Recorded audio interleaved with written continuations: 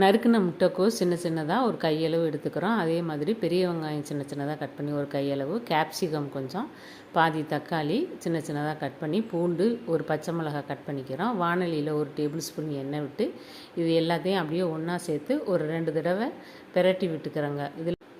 இதோட 1/2 teaspoon pepper, 1/2 teaspoon உப்பு சேர்த்து ஒரு 2 தடவை பிரட்டி விட்டுட்டு மல்லித்தலை கருவேப்பிலை சேர்த்து நல்லா கிளறி விட்டு அதை அப்படியே ஒரு கிண்ணத்தில் மாற்றிட்டு ஒரு 2 முட்டை எடுத்து அதில் உடச்சி ஊற்றி நல்லா கலந்து விட்டுறாங்க.